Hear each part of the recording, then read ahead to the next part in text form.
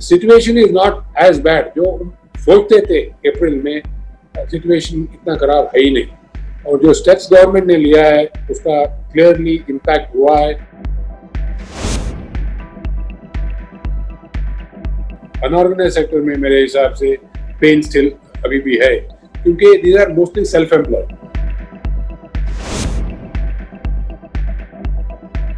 Broadband है, quality है, cost low है, एंड आज मेरे हिसाब से रूरल कनेक्टिविटी और अर्बन कनेक्टिविटी तेजी से बढ़ रहा है। तो ये एरिया में तो जॉब्स मिल रहा है, come up at a rapid pace, much faster than what we have thought.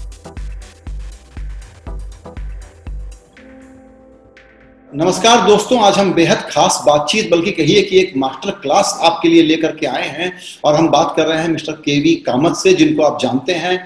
वो आईसीआईसीआई बैंक के चेयरमैन थे, उसके बाद इंफोसिस के चेयरमैन बने और अभी कुछ वक्त पहले तक वो शंघाई में जो न्यू डेवलपमेंट बैंक है ब्रिक्स देशों का, उसके प्रेसिडेंट थे।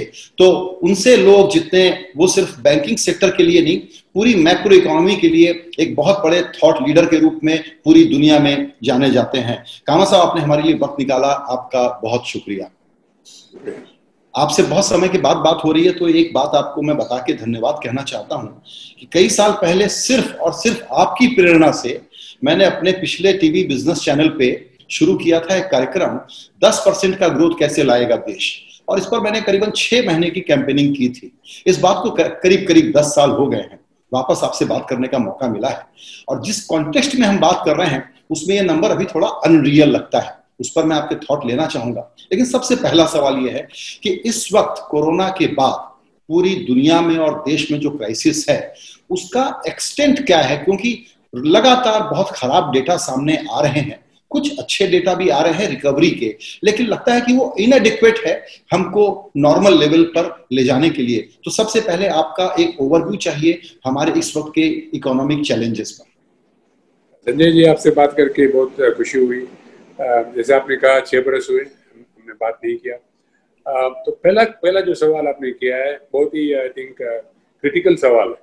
इसका जवाब मेरे हिसाब से ये है कि जब अप्रैल में ये प्रॉब्लम फैली और सेकेंड लॉकडाउन हुआ, तब हमारा जो मूड था, मैं गेज करता हूँ, बहुत ही डाउन था कि कब इससे बाहर आएंगे, कैसे बाहर आएंगे, क्या होगा, किसको पेन होने वाला है। मेरे हिसाब से सबको पेन होने वाला है, दर्द होने वाला है, और दर्द से हम कैसे निकलेंगे कुछ दिखाई नहीं देता। तब सरकार ने कुछ स्टेप्स लिए, लाइक जो कह सकते हैं कि हैंड होल्डिंग स्टेप्स जो किए, उसने कुछ पेन एलिवेट किया। उसके बाद 2 महीने देयर वाज नो क्लैरिटी कि आगे क्या होगा।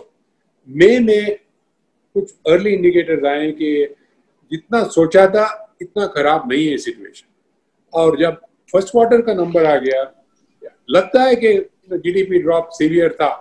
मेरे हिसाब से अगर एक इकोनॉमी कंप्लीटली बंद था 3 महीने के लिए, तो सीवियर तो होना ही, 24% या लगभग ड्रॉप तो होना था। बट उसमें काफी सिल्वर लाइनिंग्स थे कि जून का महीने में आपने हाई फ्रीक्वेंसी इंडिकेटर्स देखे तो वो सब पॉजिटिव बने थे, एंड ऑलमोस्ट एट 80 to 90% और 90 to 100% numbers high frequency numbers जो थे। और जुलाई में सितंबर में उसमें इम्प्रूवमेंट आया। तो पहला जो है स्टेप जो हमको यार्डस्टिक मिलेगा सेकेंड क्वार्टर का नंबर जब आएंगे, क्योंकि ये लगभग एक फुली ऑपरेशनल क्वार्टर था, अंडर कंस्ट्रेंट्स, लॉकडाउन खुला नहीं है बट ऑपरेशंस चालू है। तो हमको पता पड़ेगा कि क्या वो एक सिचुएशन। दूसरा, सरकार ने हैंड होल्डिंग किया, रिजर्व बैंक ने हैंड होल्डिंग किया, मॉरेटोरियम 1 और 2। मॉरेटोरियम 1 में लोगों ने फायदा उठाया, मॉरेटोरियम 2 में काफी लोगों ने बोला कि हमको हैंड होल्डिंग नहीं चाहिए, गुड न्यूज। उसके बाद अभी नया मॉरेटोरियम दिया है 2 बरस का जो कॉर्पोरेट्स को, तो आई थिंक वो फैसिलिटेट करेगा। इतने में जो बैंक्स थे, प्राइवेट बैंक्स थे, उन्होंने कैपिटल रेज किया, और जो पब्लिक सेक्टर बैंक है वो तो majority owner share holder government है, वो तो हैंड होल्डिंग करेंगे ही। और जैसा अभी बैंकिंग लीडर्स बात कर रहे हैं कि शायद इतने लोग नहीं होंगे कि जो अभी डेट रिलीफ जो मॉरेटोरियम के रास्ते से इतने इतने इतने लोग शायद आगे नहीं आएंगे। तो ये सब देखा तो मैं इसको संक्षिप्त में समराइज करता हूँ कि situation is not as bad जो सोचते थे अप्रैल में। सिचुएशन इतना खराब है ही नहीं, और जो स्टेप्स गवर्नमेंट ने लिया है उसका क्लियरली इम्पैक्ट हुआ है।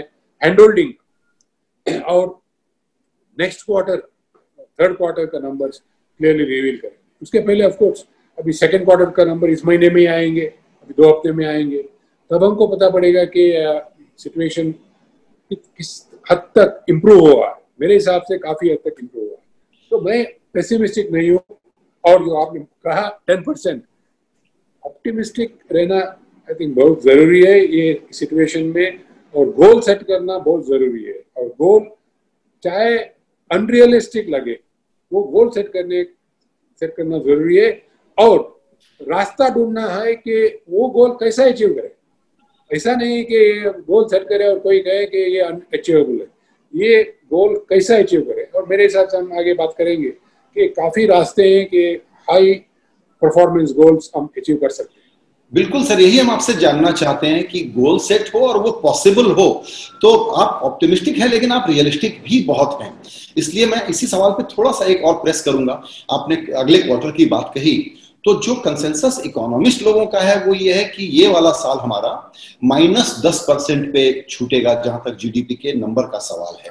यानी 2019 के लेवल पे आने में हमको यहां से 1 साल और लगेंगे या 2 साल और लगेंगे, क्योंकि तब हमको ये जवाब मिल पाएगा कि इस कोरोना की इनविजिबल है, इसका एंड भी हमको पता नहीं है कि हम कहां जाके नॉर्मल 2019 के नॉर्मल पर कब पहुंचेंगे।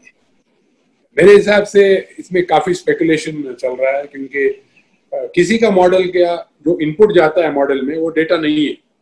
तो मेरे हिसाब से उनका is not their fault, but data ही नहीं, क्योंकि data is keeping changing very high frequency, data change हो रहा है।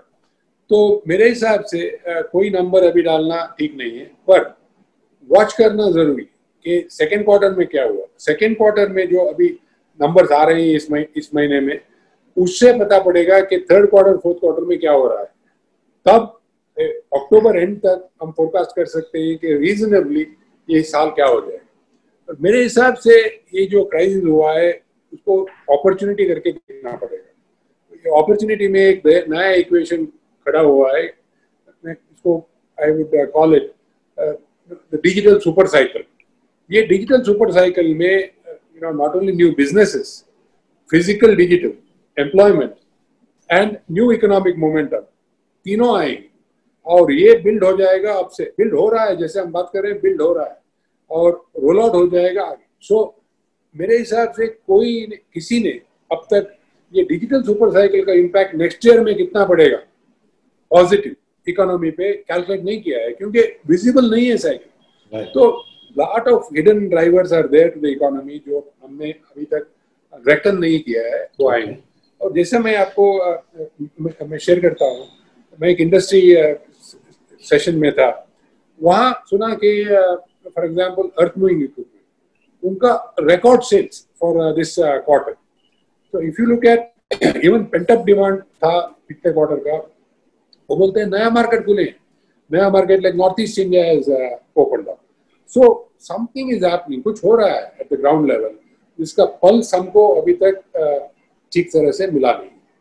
बिल्कुल सर, इसमें एक सेक्टर जो कि बहुत ज्यादा इम्पैक्टेड है और हम समझते हैं कि ग्रोथ में उसका बहुत बड़ा रोल है, लेकिन उनकी बातों पर उतना वजन नहीं पड़ता, शायद वो लॉबी या वॉइस के रूप में उतने स्ट्रांग नहीं है, वो है एमएसएमई का सेक्टर, जो सबसे ज्यादा जॉब क्रिएट करता है। बिग कॉर्पोरेट्स की बात तो सही है, वो अपने को संभाल लेते हैं, लेकिन आपको एमएसएमई का प्रॉब्लम कितना गहरा दिखता है? एमएसएमई का problem I think is one of the most important problem that need resolution. मेरे हिसाब से जैसे सरकार ने पहला हैंड होल्डिंग में एमएसएमईज को ही I think biggest beneficiary in terms of support, guarantee programme जो उन्होंने अनाउंस किया था, उसके जरिए वो दैट वाज प्रोवाइडेड। एक मेरे हिसाब से MSMEs would have been in great problem अगर सप्लाई चेन्स रिस्टोर नहीं हो रही। ठीक है, मेरे हिसाब से सप्लाई चेन्स रिस्टोर हुए हैं, इसलिए कॉर्पोरेट जो है प्रोड्यूस कर सकते हैं और मार्केट को ला सकते हैं और पब्लिक खरीद रहे हैं whatever is being brought to the market. So वहां भी repair I think process is happening very quickly. On the MSME front मेरा असेसमेंट है कि अगर पेन है and continues, government will lend a helping hand as we go along, but just now we need to understand for one more quarter ये क्या situation। अब job के data की अगर बात करें तो हमको लगता था कि सबसे बड़ा सेक्टर और पॉलिटिकली भी एडवाइजेबल होता है कि छोटे लोगों को ज्यादा मदद करिए क्योंकि वो पॉपुलेशन में भी ज्यादा हैं, लेकिन जॉब लॉसेस भी रिकॉर्ड लेवल के हुए हैं और उनका रिटर्न होना वापस जॉब में वो अभी थोड़ा सा प्रोसेस लंबा होता जा रहा है। क्या जॉब लॉसेस मेरे हिसाब से अपना भारत का सिचुएशन देखा तो हम चार एरियाज में देखना पड़ेगा कि क्या हो रहा है to get a proper assessment. एक तो ऑर्गेनाइज सेक्टर डेटा है जो मैंने सीएमआई से बोरो किया, तो अप्रैल में तो बहुत ही खराब था, कुछ 28% ड्रॉप था और जून तक it had come back to more or less normal. तो एक second is unorganise sector. Unorganise sector में मेरे हिसाब से पेन स्टिल अभी भी है क्योंकि these are mostly self employed और जब तक लॉकडाउन खुला नहीं जाता है self employed can not come back into the workforce, तो वहां मेरे हिसाब से काफी पेन है। बट जैसा लॉकडाउन खुलता जाएगा वो सेक्टर इंप्रूव हो जाएगा। Third is large manufacturing and all constituents उनके और उनके सप्लाई चेन के, वहां मेरे हिसाब से the jobs are coming back faster than what we had thought. और एक चौथा है which I think is going to be quite painful, that is white collar jobs. White collar jobs इसलिए कि ये लॉकडाउन के सिचुएशन से कॉर्पोरेट्स को probably they have realized कि we can do business in other ways without जो सारे employment force था वो हमको जरूरी नहीं है, so we can do things in with different efficiencies in different ways। If that is true, then वहाँ पेन हो सकता है, पर उसके लिए भी next 6 months मेरे हिसाब से एक पॉजिटिव आएगा क्योंकि what I mentioned earlier, digital super cycle, उसमें जो जॉब्स क्रिएट हो जाएंगे उसके लिए हम जैसे वेल पोजिशन है, ब्रॉडबैंड है, क्वालिटी है, कॉस्ट लो है एंड आज मेरे हिसाब से रूरल कनेक्टिविटी और अर्बन कनेक्टिविटी तेजी से बढ़ रहा है। तो ये एरिया में the jobs will come up at a rapid pace, much faster than what we have thought, और उसको रीस्किल करके वहां जाना पड़ेगा। सो सम मिक्स चेंज होना जरूरी है, पर मेरे हिसाब से things will come back to level. Sir, आपने जो डिजिटल पे फोकस रखा वो बिल्कुल सही है कि शायद ये नई चीज हो रही है इसलिए अभी हमको इसको मेजर करना नहीं आ रहा है और इसका जो अपसाइड होने वाला है हम उसको शायद ठीक से असेस नहीं कर पा रहे हैं।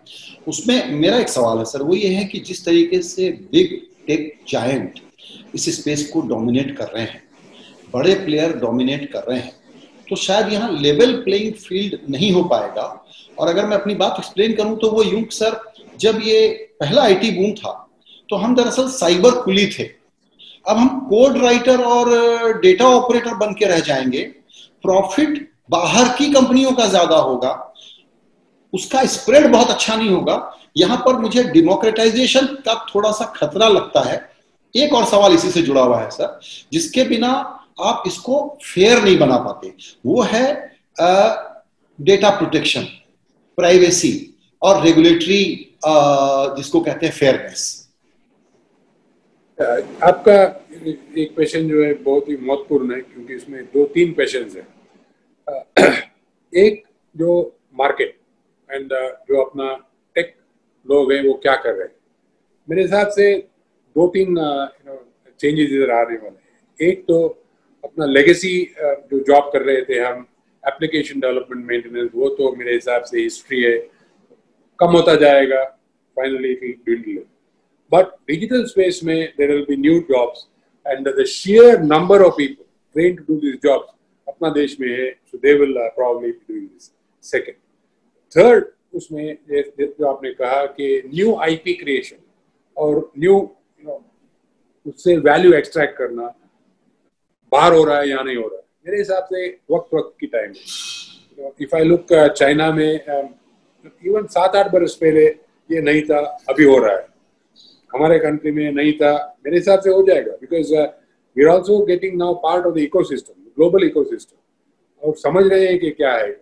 और मैं घर बैठे बैठे देख रहा था कि जो न्यू एंटरप्रेन्योर्स बात कर रहे हैं डिजिटल इकोनॉमी का, डिजिटल प्लेयर्स हैं, कि जब ऐप रिलीज करते हैं वो आप ग्लोबली रिलीज कर रहे हैं, पहले कभी नहीं होता था, अभी ग्लोबली ऐप रिलीज कर रहे हैं, चाहे एजुकेशन ऐप हो चाहे और कुछ ऐप हो, so it is being on a global scale. So मेरे हिसाब से और एक इम्पॉर्टेंट अपॉर्चुनिटी आएगा अभी, होल एजुकेशन स्पेस, उसमें भी डिजिटाइज हो जाएगा, and we, with the sheer number of people that we have, like in the tech business, are well positioned to cater to this. Already started, it will accelerate for the global market, not just Indian market. So it may not happen exactly जैसा कि अभी तक जो apps आए हैं उसका valuation बढ़ा है, same areas, but it could be a vast number of small ecosystems. And इसके लिए I hope things are normal and I could go to Bangalore और देखें कि वहाँ क्या हो रहा है। मेरे हिसाब से जो मेरे दोस्त बात कर रहे हैं तो इकोसिस्टम ही अलग है, तो we will get a better idea what is happening there. आपने एक लास्ट क्वेश्चन पूछा of data privacy and data security. I think in course of time that will be addressed, because मेरे हिसाब से नहीं तो शायद, because this is an evolving space, उसमें हम आगे से ही कुछ रिस्ट्रिक्शन डालें तो we should not end up in the situation where we have bolted the doors before anything could happen. So we should give creativity some space and then slowly regulate, because everything is evolving, so change हो रहा है दिन में, and उसका shape और character भी हमको पता नहीं है। तो अभी कुछ rules बनाया तो 3 महीने के बाद वो redundant हो जाएंगे, you will feel locked. तो मेरे हिसाब से things will happen in quick time. Right sir, इसमें एक सवाल और, क्योंकि आपका तो अभी चाइना का बड़ा ही अप क्लोज एक्सपीरियंस रहा, क्या हालात ऐसे हो गए हैं जिसमें कि दरअसल जहां तक टेक वॉर का सवाल है उसमें अब चाइना ने अपने को आइसोलेट कर लिया है, और ये China versus rest of the world हो गया in the context of 5G, और ये सिचुएशन इंडिया के लिए बहुत बड़ी अपॉर्चुनिटी लेकर के आ रही है। लेकिन मेरा उसमें डर क्या है सर, मैं सवाल क्यों पूछ रहा हूँ, वो ये कि क्या सिर्फ अमेरिकन टेक जायंट यहाँ पर डोमिनेट करेंगे? क्या इंडिया का अपना फेसबुक और गूगल बनेगा? क्या इंडिया के अपने बड़े ऐप स्टोर खुलेंगे, या हम लोग उनके वेंडर बन के काम करेंगे? नहीं, मेरे हिसाब से वेंडर सिर्फ वेंडर नहीं बनेंगे। We at one end we could be partners in what they are doing, but we will also be key players. अभी मैं नाम नहीं लूंगा, बट आप देखिए जो डोमेस्टिक से टेक जायंट थे, कि not the old tech giants, the new tech giants who are driving digital technology, who are driving technology which is of the future. They're all local startups now, and if you look at it, उन्होंने जो expertise जो है इधर नहीं था तो उसको import किया है, लोगों को इंपोर्ट किया है, टेक्नोलॉजी को इंपोर्ट नहीं किया है। I think this is the way things will evolve, and जैसा चाइना ने एक तरीके से इकोनॉमी को they allowed only domestic players to grow. हमारा situation में I think we will allow both domestic and global players to grow. But I think the domestic players are smart enough. They are not going to cede territory very quickly to these global players. So it will be very interesting next 2 years to see how इसका shape और character change हो ये business का. But मेरे हिसाब से we will be several things at the same time. Partners to global players, India, partners to them abroad, and at the same time doing our own thing. And I would think that's the best way and the quickest way to grow. बिल्कुल sir, coming back to our macro economic situation, एक सवाल बहुत लोग पूछते हैं और वो ये है कि सरकार को जितनी तेजी से जिस बड़े लेवल पर काम करना है रिकवरी को तेज करने के लिए, वो ये क्यों नहीं कर रही है? मॉनेटरी एक्शंस तो हो गए, लेकिन ये फिस्कल एक्शंस क्यों नहीं ले रही है? ये स्पेंडिंग बढ़ाने के लिए रिसोर्स नहीं है इसके पास, जुटाने के लिए नए बोल्ड आइडियाज लेकर के क्यों नहीं आ रही है? मेरे हिसाब से संजय जी, इसमें एक महत्वपूर्ण बात है कि मैंने जो मेरा एक्सपीरियंस है 25 बरस का इंडिया में, देखा है कि कभी भी हम लोगों ने ऐसा कुछ स्टेप नहीं लिया है जो प्रोफ्लिगेट है, नहीं लिया है।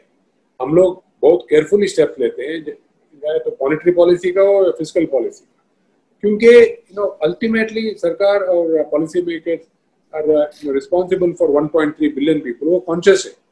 तो मेरे हिसाब से वो तो चेंज नहीं होने वाला है, एंड चेंज नहीं होना है, because we cannot take a risk of something going wrong.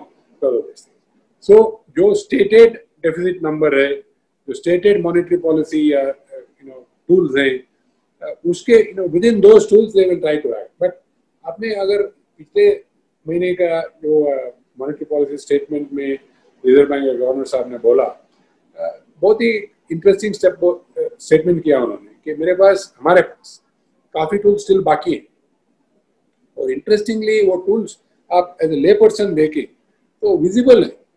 For example, rupee is getting stronger, तो प्रेशर नहीं है, बैलेंस ऑफ ट्रेड पॉजिटिव है, और मेरे हिसाब से balance of trade positive is good, rupee stronger is good, मेरा view है। There be a contra view for sure.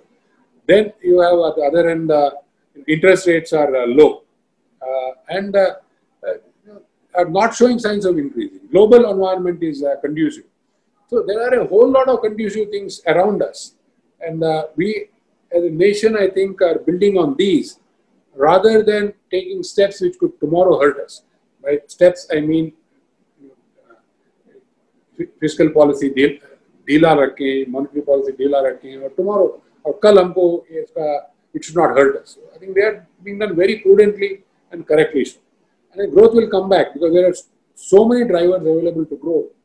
थोड़ा patience चाहिए। मेरे हिसाब से patience just इस बरस का, मेरे हिसाब से next year growth will come back to the levels that we expect. आप चूंकि पॉलिसी वगैरह के मामले में, ग्रोथ के प्लान बनाने के मामले में बड़े एग्रेसिव पॉलिसी मेकर के रूप में जाने जाते हैं, इसलिए मैं आपसे ये पूछना चाहूंगा आखिरी हिस्से में, वो ये कि अगर आपको 2-3 बड़े आइडियाज आप जरूर सोचते होंगे इस वक्त कि ये करेंगे तो हम एक्सेलरेट कर पाएंगे, ज्यादा वक्त नहीं लगाएंगे, अपने पोटेंशियल से ज्यादा बड़े पैमाने पर हम अपना प्ले सामने रख पाएंगे, तो वो आइडियाज क्या है? फॉर एग्जांपल, सब ये कहते हैं कि इंफ्रास्ट्रक्चर में नई थिंकिंग की जरूरत है, बहुत सारा पैसा आप मोबिलाइज कर सकते हैं और वो तुरंत एक्सेलरेट करेगा प्रोसेस को। दूसरी बात हम सुनते हैं कि डिमांड जनरेट करने के लिए सरकार को लोगों के हाथ में पैसा देना होगा। तो ये जो 2-3 प्रिस्क्रिप्शंस हम लगातार सुनते रहते हैं, उसमें आपको मैं प्रायोरिटाइज करने के लिए कहूं कि what are your top 2-3 ideas? सभी जो सॉल्यूशंस हैं कम एट अ कॉस्ट। तो कॉस्ट जो है, वो जो पिछले सेक्शन में हमने डिस्कस किया कि फिस्कल बैलेंस उसको डिस्टर्ब करता है। जो कॉस्ट जो है, अगर आपने डिमांड जनरेट करने के लिए कोई हमको बोला कि can you not incentivise by giving handout, उसका कॉस्ट है। अभी इंफ्रास्ट्रक्चर में स्पेंड करें, उसका कॉस्ट है, because it has to be probably spend from by the government, so there is a cost. मेरे हिसाब से things will happen in even way. How should they happen? एक तो मैं पहला डैशबोर्ड देखता हूँ, बैंकिंग सेक्टर आपका स्ट्रांग है, फाइनेंशियल सेक्टर स्ट्रांग है, आपने ऐसा कुछ काम नहीं किया है कि आपका फिजिकल सेक्टर स्ट्रेस पे नहीं है। Even despite this we are not under stress, things could be much worse for others. Monetary side we are pretty strong, so we are sitting in a comfortable position. ये position में for us it is to try to see banking sector जो मैंने कहा clean है, financial sector clean है। So what do we do? Let profitability come back, let profitability invest, let through the market process debt coming in, that could be invested, banking process debt coming in, that could be invested, in infrastructure in other areas, not necessarily through the government. So mera humble submission hai ki growth has to come back naturally through a market process, primarily driven by the private sector with handholding by the government. Where could the government handle? अगर certain sectors है जो हमने पहले discuss किया, जैसा जो stress पे है, 3-4 सेक्टर्स जो हमने स्ट्रेस का बात किया, वो सेक्टर्स जो है उनको स्पेशल हैंड होल्डिंग चाहिए आगे जाते हैं। I think we need to be prepared to provide that hand holding, and I am sure the government will think of it, और the reserve bank will think of it, और their lenders will think of it as we go along, because they are critical to the growth of this country and we should not allow them to face challenges. So मेरे हिसाब 75-80% जो है we have everything in control. 5-10% which are under challenge we need to address. तो मेरे हिसाब से it's good to aim for double-digit growth, say 18 months from now, so that you can at least then hit somewhere mid-single digit or mid to high single digit growth. And then, your mind starts working. Isko kaisa happen kare? So you start thinking in unconventional ways. And many sahab say a key area that we have, which we didn't have even 2 years back, and certainly during past problems, is this new digital super cycle. It's going to be employment generative. It is going to create a whole lot of excitement. It is going to be accretive to the economy and so on. So I'm not pessimistic at all at this point of time. Compared to particularly where I was in April, I was tremendously pessimistic. My mood is now elevated. So I'm sure I would like our corporate India to be also looking at things with an elevated mood. Yeah, that's very encouraging, sir, because the general commentary has been quite pessimistic and you are giving some very instructive facts and data which will force people to look at the positive side of it. Before I let you go, sir, one last quick advice from you for our young entrepreneurs, where you have talked about why governments are cautious, why we need to exercise some patience. In this interim period, what should a young entrepreneur do? I think this is the time to grow. This is the time for you, because you have been handed a never before opportunity. Because I call this, मैंने पहले इस एक सोचा था नाम के a reset of the mind has happened. The minds have been reset, and वो इतना speed से हुआ है. I called it. It has happened in a blink. So the mind has been reset in a blink. अगर ये हुआ है, तो you have to see whether your mind is reset. And what does this new reset give you as opportunity? I think that will change your future, and you will change the future of the country. इस जरिए से